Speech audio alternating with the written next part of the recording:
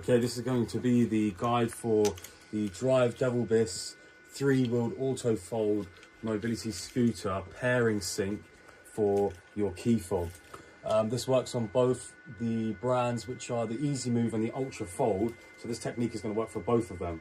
So what you want to do is you want to make sure your key is unplugged from the mobility scooter, and you want to make sure it's in the folded position.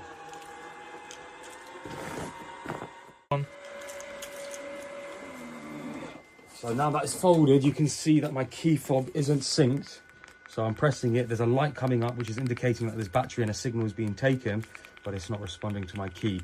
So if you are trying this and you're not getting a light on your key fob, that probably means you need to change the battery, and that's why it's not working. However, if you do see the light and it's not connecting, it's not doing anything, so then you need to sync it. So it's been unsynced. So now that it's in the folded position, I'm gonna put it upright, and you'll find that on the back panel, or the bottom panel, there's a little hole here. That's where the reset button is. So if I just bring it in, you probably see there's a little button in there. And that's what needs to be clicked. So if you just take a small screwdriver like this, you know, with at least 2 or 3 inches of gap on the top, I'm just gonna push that in there. I'm touching the button. So I'm gonna hold the button down 5 seconds. And what I'm looking for is a blue light, so you can see it's really faint.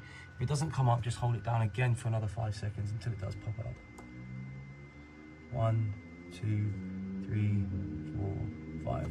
So I can see right now there's a blue flashing light on the inside of the hole. Really faint flashing blue light. Might not be able to pick it up on the camera, but when you're looking at it, you'll see that the blue light is there. So you do have to do this within 5 seconds as well. So it will turn off. So I'm just gonna hold the button down for the 3rd time. And now I have a stagnant blue light showing. So I wanna press my open button on my fob.